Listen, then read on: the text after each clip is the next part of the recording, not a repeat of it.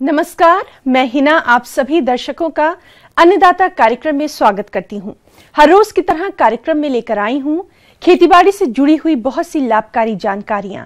प्रदेश के बहुत से किसान भाई गाय भैंसों का पालन करते हैं, लेकिन अक्सर पशुपालकों से ये सुनने में मिलता है कि उनके पशु समय पर नहीं ब्याते हैं तथा जो पशु ब्याह भी जाते हैं वो दूध कम देते हैं और जो पशुपालक पशु आहार बाजार से खरीदकर पशुओं को खिलाते हैं काफी महंगा पड़ता है।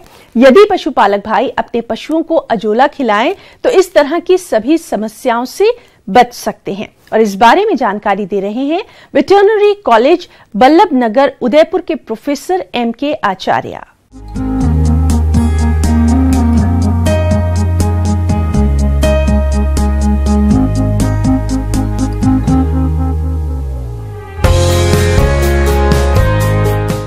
ये हम यहाँ पर अजोला का उत्पादन करते हैं। ये पशुओं के लिए एक तरह का वरदान है।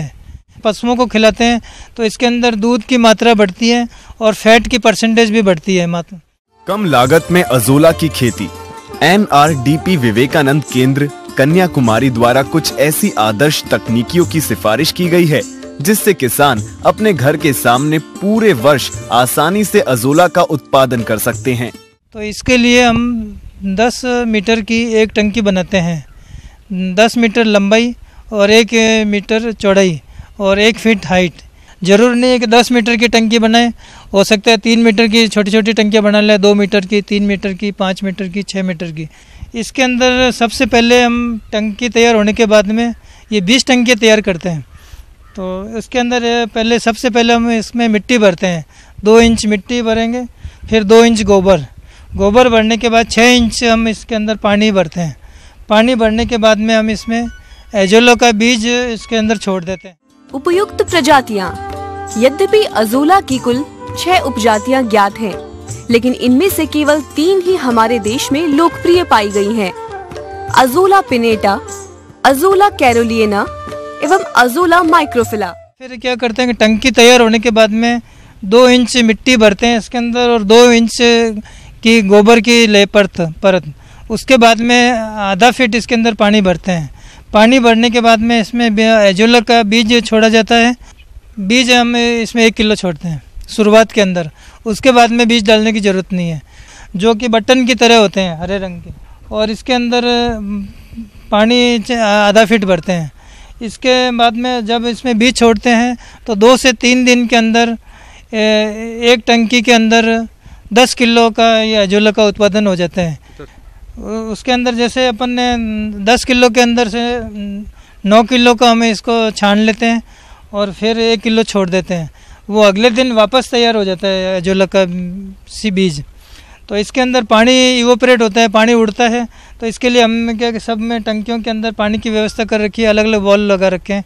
तो 1 इंच पानी उड़ता है तो 1 इंच पानी वापस इसके अंदर ऐड करते हैं ताकि वो अजोला को नमी बनी रहे। ज़्यादा पानी इसके लिए नुकसान करता है। इसके अंदर धूप कम चाहिए, इसके लिए हम एग्रोनेट लगाते हैं ऊपर ताकि धूप छन के आए और ज़्यादा टेम्परेचर इसके लिए सही नहीं रहता है।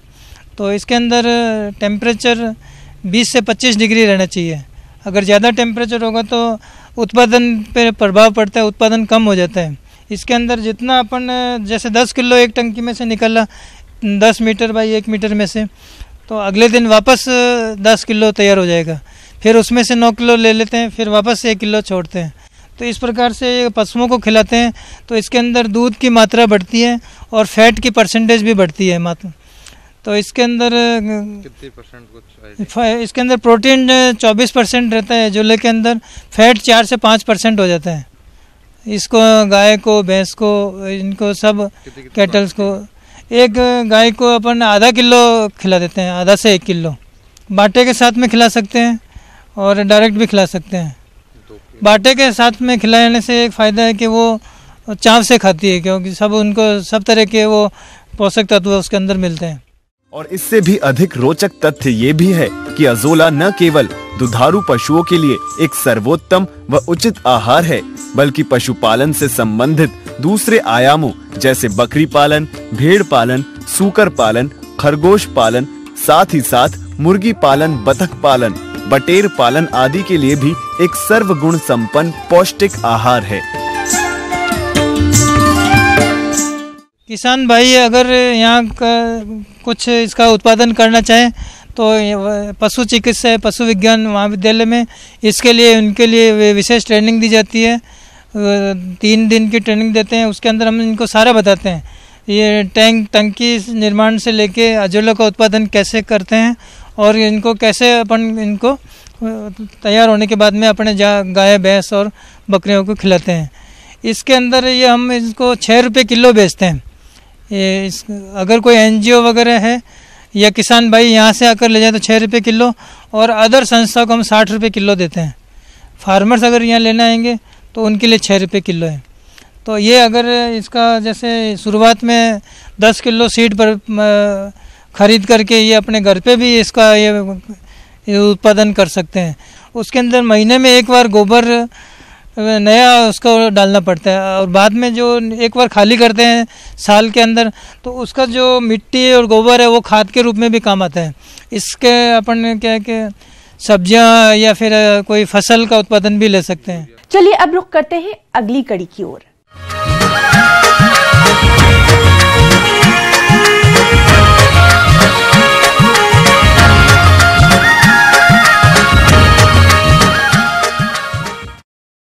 किसान भाइयों, अलसी की बुआई करने का ये उपयुक्त समय है और इसकी बुआई एकल एवं अन्य फसलों के साथ भी की जाती है। तो जो किसान भाई इसकी बुआई करने वाले हैं वो इस फसल से अधिक उपज लेने के लिए उन्नत बीज और बुआई की उन्नत तकनीक का अवश्य ध्यान रखें। इस बारे में बता रहे हैं डॉक्टर शंकर सिंह।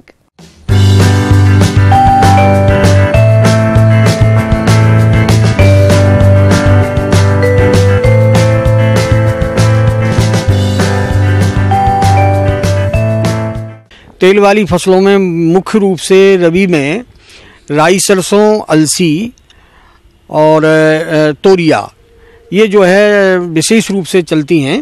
लेकिन इसमें इस समय जो है जो अलसी है ये इसका तेल तो मिलता ही है, लेकिन ये औद्योगिक दृष्टि से इसका तेल बड़ा महत्वपूर्ण है। बहुत सारी दवाइयों में, कॉस्मेटिक आइटम्स में और इंडस्ट्रियल यूज जितना पेंट है, वार्निश है, इसमें जो है इसके तेल की बहुत मांग है और बहुत महंगा बिकता है। सामान्य तौर पे यदि देखा जाए तो अन्य तिलहनी फसलों की तुलना में इसमें जोखिम कम है और शुद्ध मुनाफा इसमें ज़्यादा समझ में आ रहा। तो इस समय जो है अलसी की खेती का बिल्कुल उपयुक्त समय चल रहा। 15 अक्टूबर से लेके और 31 अक्टूबर तक, अक्टूबर में जो है इसकी बुवाई की जानी चाहिए।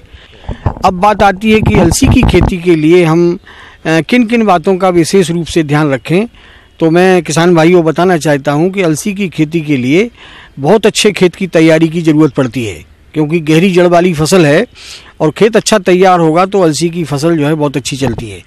तो इसके लिए एक जुताई मिट्टी पलटने वाले हल से और 2-3 जुताइयाँ कम से कम जो है इसमें कल्टीवेटर से करके जो है अपने खेत को तैयार करना है। यदि वर्षा पर्याप्त है और खेतों में पर्याप्त नमी है तो ये उसी नमी में जो है इसकी बुवाई की जा सकती है और वो बड़ी सफल होती है। अब बात आती है कि प्रजातियां कौन सी हैं, क्योंकि इसकी भी अब ये 2 तरह की फसलें ली जा रही हैं। तो बहुत सारे किसान जो है दोनों पर्पस से जो है इसकी वैरायटी लगाते हैं, लेकिन आमतौर पर जो है प्रचलन जो है उसके दाना लेने का है। तो इसके लिए जो बहुत अच्छी किस्में हैं, लक्ष्मी 27 है, टाइप 397 है, ये बहुत अच्छी प्रजातियां हैं। बाकी गौरव है, गरिमा है, शुभ्रा है, पद्मनी है। आमतौर पर 25 से 30 किलोग्राम बीज 1 हेक्टेयर में लगता है। दूसरा, इसका बीज शोधन बहुत ज़रूरी है। थीरम, कैप्टान या बावस्टीन या ट्राइकोडर्मा पाउडर, इनमें से कुछ भी मिल जाए और ये उपलब्ध भी है बाज़ार में, खुले प्राइवेट एजेंसियों पे भी है और सरकारी बीज गोदामों पे भी ये प्रचुर मात्रा में उपलब्ध है। तो इसकी जो है वो 2-3 ग्राम मात्रा 1 किलो बीज में अच्छी तरीके से मिला करके और बीज को बीज शोधन करके ही इसकी बुवाई की जाए। और इसमें जो उर्वरक की मात्रा है वो ख़ास तौर से ध्यान रखने की है कि 2 सिचुएशन में इसकी खेती होती है। एक तो असिंचित क्षेत्र में, तो असिंचित क्षेत्रों में खाद की मात्रा 50 किलोग्राम नाइट्रोजन, 60 किलोग्राम जो है फास्फोरस और 40 किलोग्राम पोटास। जो सिंचित दशा में इसकी खेती होती है उसमें 100 किलोग्राम नाइट्रोजन, 50 किलोग्राम फास्फोरस और 40 किलोग्राम पोटास की मात्रा पड़ती है। चूँकि तिलहनी फसल है इसलिए 20-25 किलोग्राम इसमें सल्फर प्रति हेक्टेयर के हिसाब से देने पे बड़े उल्लेखनीय इसके परिणाम आए हैं। बीज की बुवाई जो है वो सीड ड्रिल से होनी है और बीज जो है 4 से 5 सेंटीमीटर गहराई पे जाना है और 15 से 20 सेंटीमीटर पौधे से पौधे की, लाइन से लाइन की दूरी 20 सेंटीमीटर और 10 सेंटीमीटर 12 सेंटीमीटर पौधे से पौधे की दूरी, इस हिसाब से इसकी स्पेसिंग रखते हैं, दूरी रखते हैं। इसके अलावा किसान भाइयों, आप अपनी फसल को खरपतवारों से बचाने के लिए बुआई के 3 दिन के अंदर पेंडीमेथिलीन 30 EC दवा की 3.3 लीटर मात्रा को 600 से 800 लीटर पानी में घोलकर प्रति हेक्टेयर की दर से छिड़काव कर दें।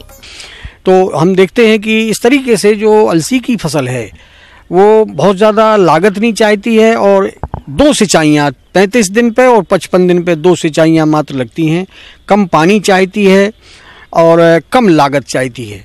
तो ऐसी दशा में मतलब लागत कम और फायदा ज़्यादा, तो ये अलसी की खेती जो है किसान भाइयों के लिए एक वरदान है और इसकी खेती जो है ज़रूर किसान भाई इसको करें। सहफसली खेती के साथ में भी इसको कर सकते हैं।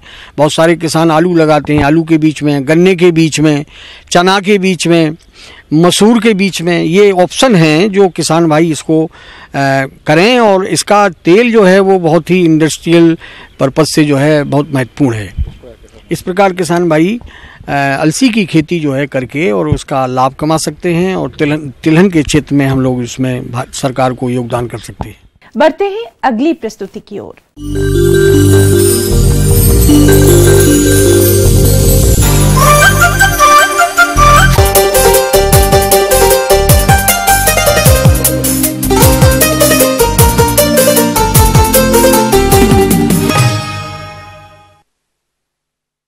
प्रदेश के जिन किसान भाइयों ने समय से अरहर की बुआई करनी थी, उनकी फसल अभी बढ़वार की प्रारंभिक अवस्था में है और ऐसे में अरहर की फसल पर कई हानिकारक रोग भी लगते हैं। इसलिए इस समय अरहर की फसल में कौन कौन से रोग लगते हैं और उनका नियंत्रण कैसे करें, इस बारे में जानकारी के लिए मिलते हैं डॉक्टर रणधीर भारद्वाज से।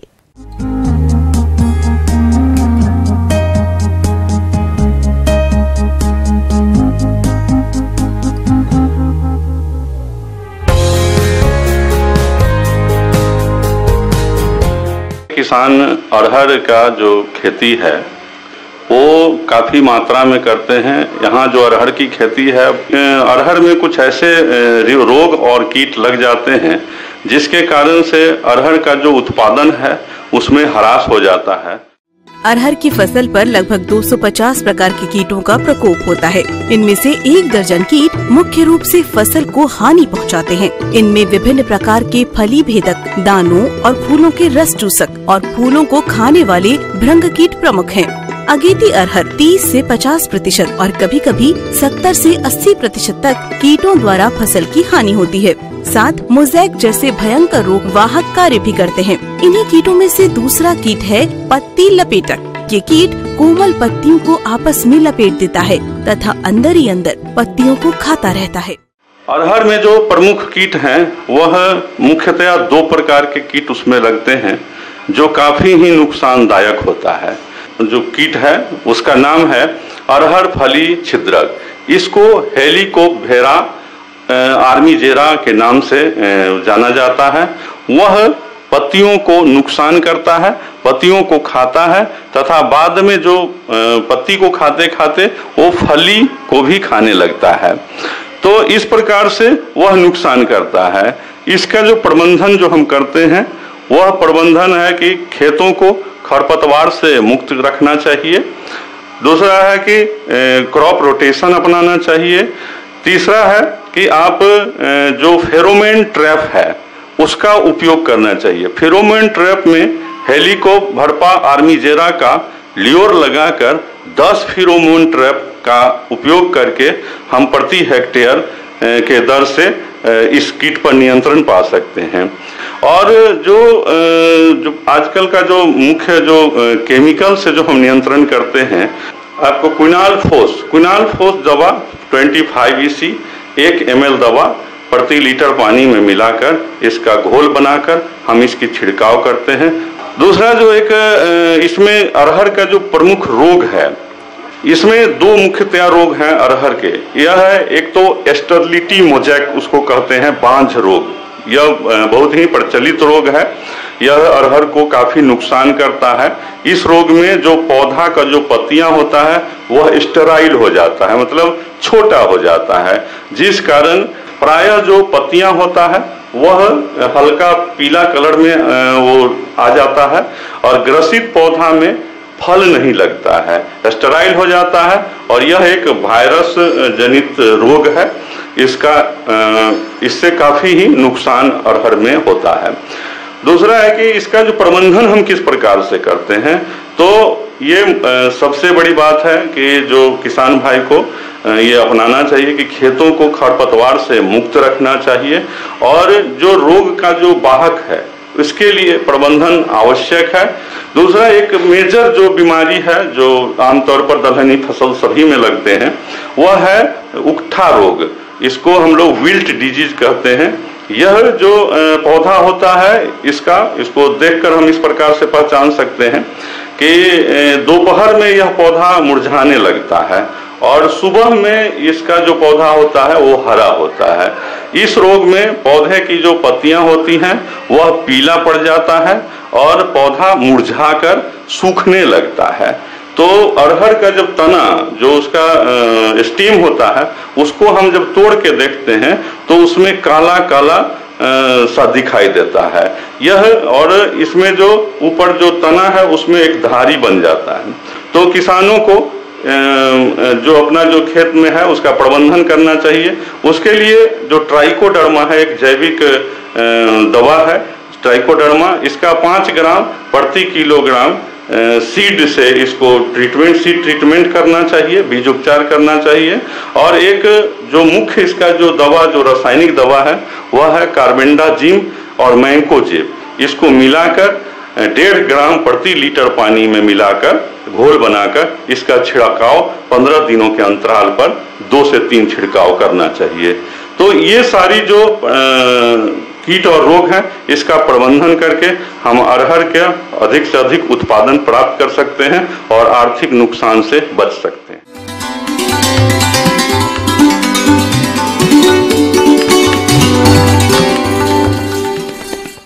जॉन डियर अन्नदाता हेल्पलाइन निशुल्क फोन संपर्क सेवा के माध्यम से आपके द्वारा पूछे गए प्रश्नों में से 1 या 2 महत्वपूर्ण प्रश्न को हम अपने कार्यक्रम में शामिल करते हैं और इसी के तहत आज का चयनित प्रश्न और उसका जवाब कुछ इस प्रकार है।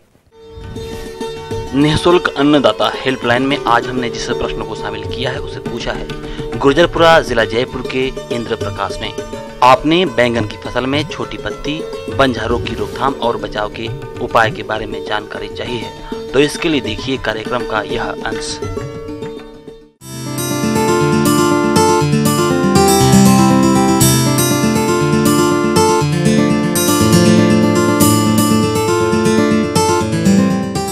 किसान भाई जोहार, ये आपको अगर बैगन की खेती आप करते हैं तो बैगन की खेती में किसान भाई कुछ समस्याएं आती हैं जो आपके पौधे में बीमारी के रूप में देखने को मिलता है। तो इसमें एक समस्या है पौधे में कि पत्तियों का छोटा छोटा लिटिल लीफ पौधा जो कि एक फाइटोप्लाज्मा है उसके द्वारा ये रोग होता है, जिसको कि हम लोग अंग्रेजी में कहते हैं कि ये बैगन का लिटिल लीफ है, छोटी पत्ती है। इसमें लक्षण किसान भाई आप देखेंगे कि पत्तियां छोटी छोटी और झुंड में निकलेगी, वहाँ पे आपको कोई फूल और फल नहीं निकलेंगे और अगर फल निकलते भी हैं तो बहुत छोटे होंगे और उसके मार्केट वैल्यू नहीं होंगे। तो इस तरह से अगर आप अपने खेत में देखते हैं पौधों को जिसमें कि बहुत छोटी छोटी पत्ती झुंड में आ गई हैं, इंटरनोडल डिस्टेंस जिसका कम हो गया है, तो आप समझिए कि आपके पौधे में ये एक प्रकार का विषाणु से जनित फाइटोप्लाज्मल डिजीज है, जिसका कि वाहक जो है बेसिकली जैसिड होता है। जैसिड एक कीड़ा है जिसका कि वैज्ञानिक नाम है हिसिमोनस फाइसाइटिस। तो अगर इस जैसिड का कंट्रोल आप कर लेते हैं तो आप इसमें क्या है कि आपको देखना है कि जो स्वस्थ पौधे हैं उसके बचाव के लिए जो संक्रमित पौधे हैं उसकी पहचान तुरंत करें रोग के लक्षण दिखते ही, और पहचान करके उसको सतर्कता से आप उखाड़ लें और जला दें, जहाँ तहाँ न फेंकें, ताकि उस पर कीड़े बैठेंगे, फिर स्वस्थ पौधे पे जाएंगे तो उस बीमारी को फैलाएंगे। दूसरा है कि इसके लिए जो जैसिड है उसके कंट्रोल के लिए दवा का उपचार करें। तो ये दवा इसके लिए इसमें है डाइमेथोएट है, उसका 0.2% यानी 2 ml दवा 1 लीटर पानी में घोल बना करके इसका छिड़काव कर सकते हैं। कुछ रोगरोधी किस्में हैं जिसको उपयोग में ला करके आप अपने खेतों को इस बीमारी से बचा सकते हैं। रासायनिक दवाओं का प्रयोग करने से पहले तैयार फलों की तोड़ाई कर लें, इसके बाद दवाओं का छिड़काव करें। फसल में दवा के छिड़काव के कम से कम 8-10 दिन तक फलों की तोड़ाई न करें, क्योंकि इन फलों में भी रासायनिक दवाओं का कुछ न कुछ अंश रह जाता है जो मानव स्वास्थ्य को नुकसान पहुंचाता है। और इसका उपचार यही है, जैसिड का कंट्रोल करना है और स्वस्थ पौधे को संक्रमित पौधे से बचाने के लिए संक्रमित पौधे को सतर्कता से उखाड़ के जला देना है, जहां तहां नहीं फेंकना है। आइए अब एक नजर डालते हैं राज्य की कुछ चुनी हुई मंडियों के प्रमुख फसलों के बाजार भाव पर।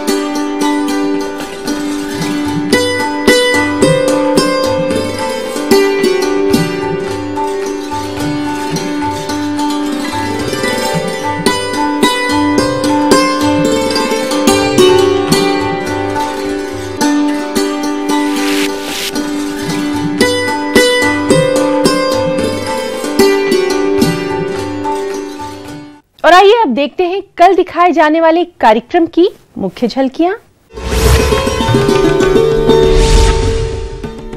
भेड़ की सोनारी नस्ल पालकर किसान कमा सकते हैं अच्छी आय।